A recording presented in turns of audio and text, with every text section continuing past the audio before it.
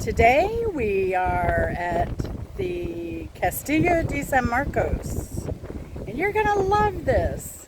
I've done it several times. It's always interesting. There's parking here. You pay by plate right here at these little kiosks, and they're lined up down the sidewalk. And it's not a big parking lot, but there is efficient amount of parking. So we only had to pause maybe 5 minutes to get a spot. So it's here, you're here and it's packed. Don't be discouraged. Of course, we're not here at the height of the tourist season yet, but you will see today they have the Spanish flag hanging appropriately at the castle.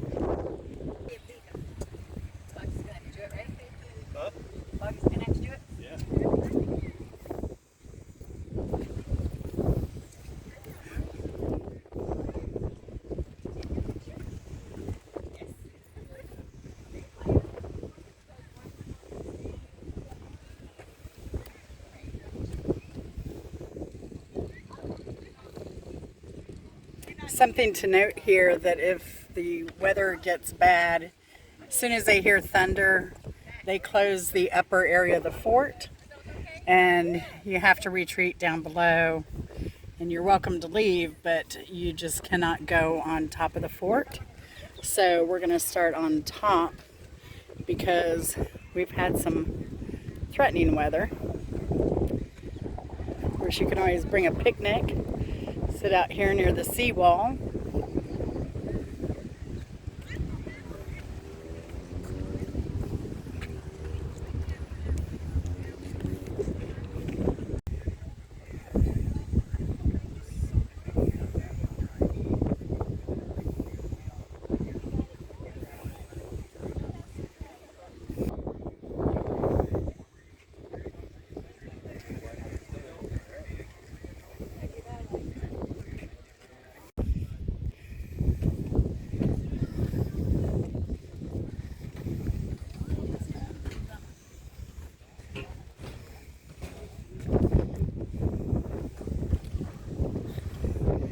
The moat is very green and quite dry.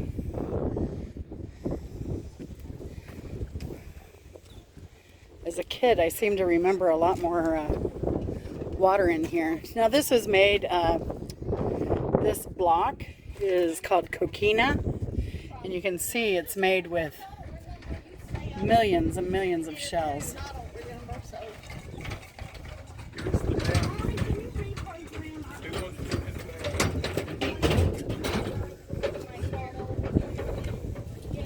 Don't trust my driving, I don't like it.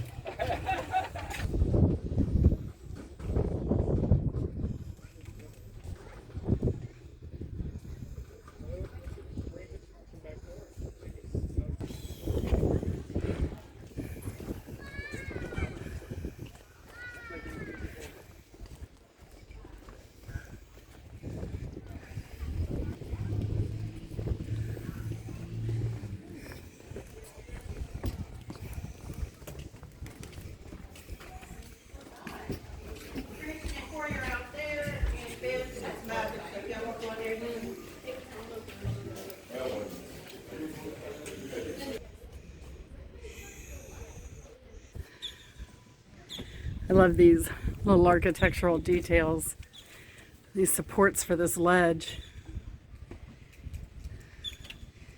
It's amazing when you think of the age and that they're still here.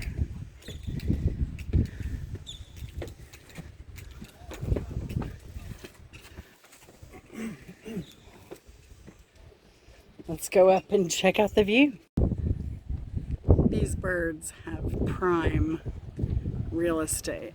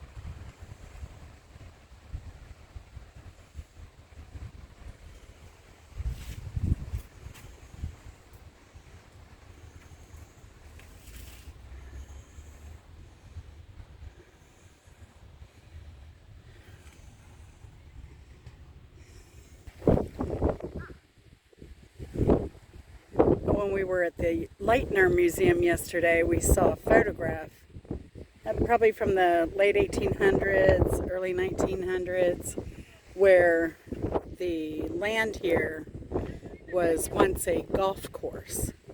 And so you had women and men out playing golf. It was amazing that they were able to capture those action shots without a lot of blurring, given the limitations of technology and photography of the day.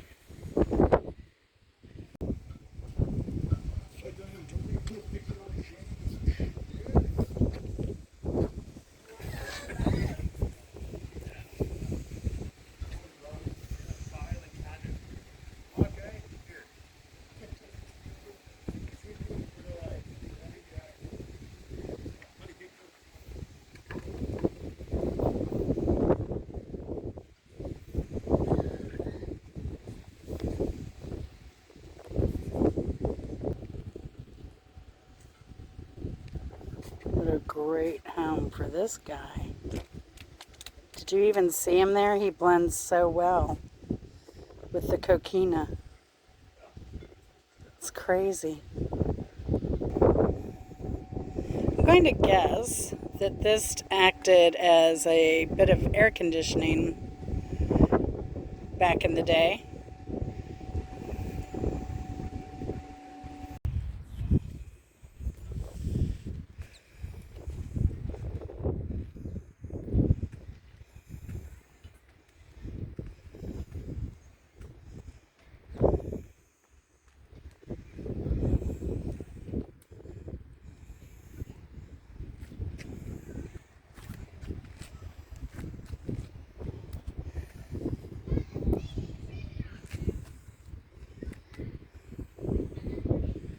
Now I see a date on this that says 1849, so obviously this would not have been part of the original cannons. Now those look more like it.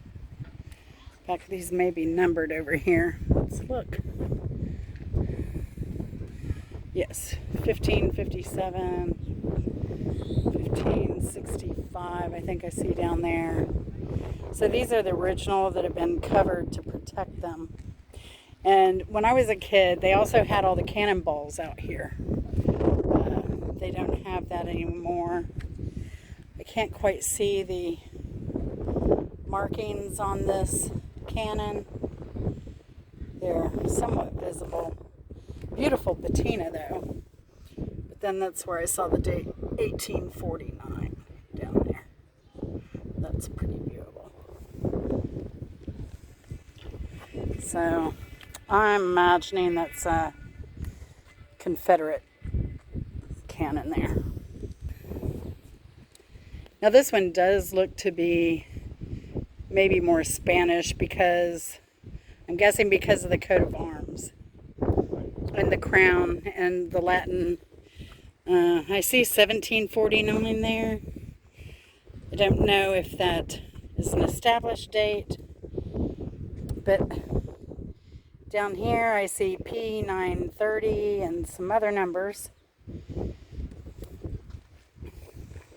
And this is on loan from Harvard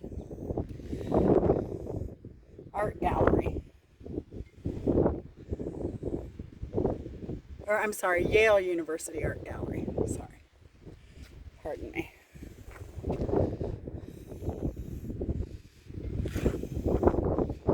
It's pretty amazing. I would imagine they had to bring this up here by crane. I'm just guessing. That's amazing.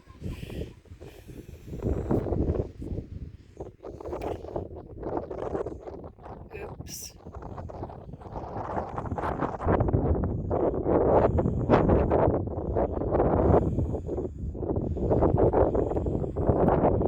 Fuego Cruzado.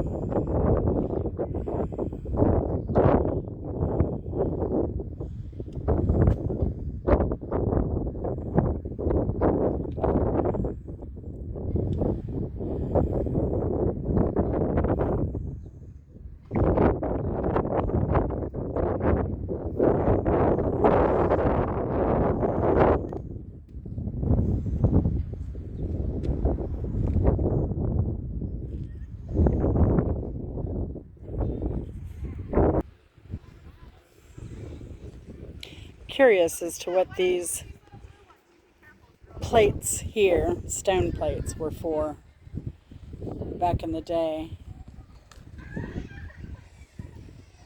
I'll ask a park ranger and see if they happen to know.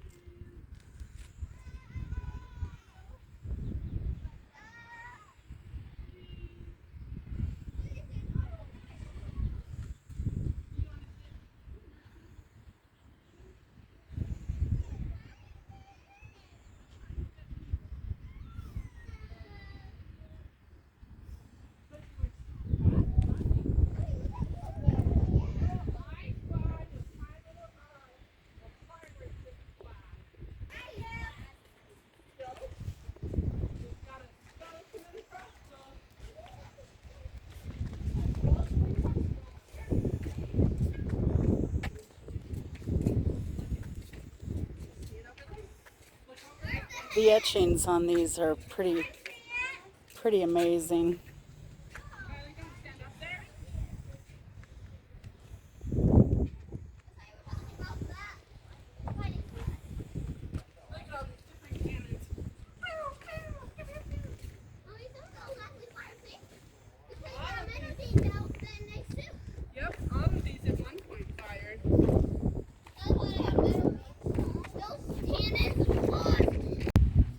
Now there's a rare sight, a three-masted sailboat.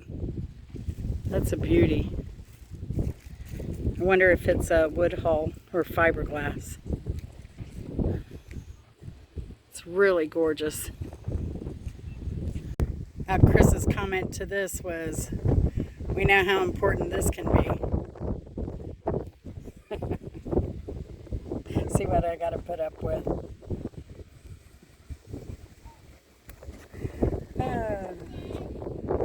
So I love being married to this man for 25 years. He's awesome. You never know what he's gonna say.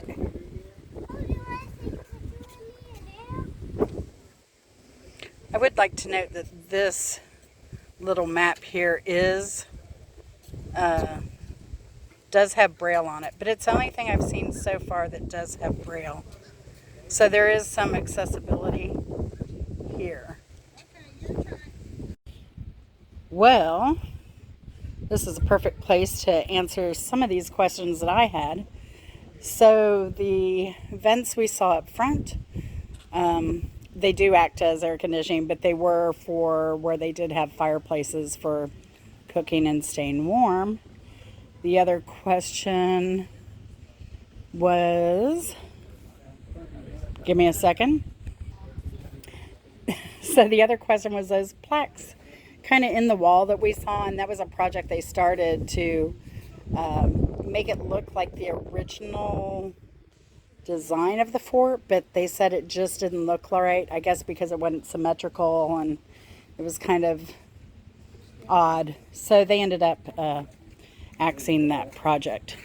Another thing I learned, there were some children by the park rangers when I was asking questions, and they had these books. So they actually have workbooks that you can pick up for the kids and do little history lessons of your national parks. So I did not know that, and that is amazingly interesting. They also had not only the workbook, they had some little single page things, kind of like you'd have at a restaurant with a placemat, that looked kind of cool, and the kids were enthusiastic about doing them and asking park rangers questions about that. So I'm going to continue on. I'm not going to show any more, but you come in, you start from the left, you work your way around.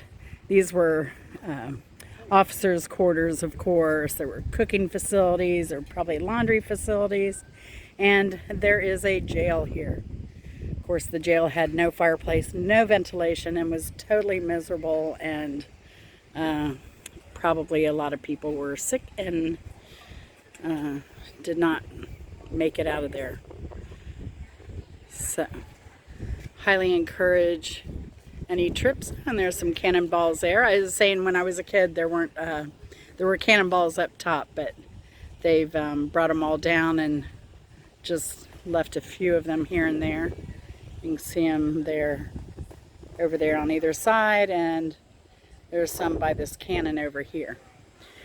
So definitely there is restrooms here, and I totally encourage you to come here.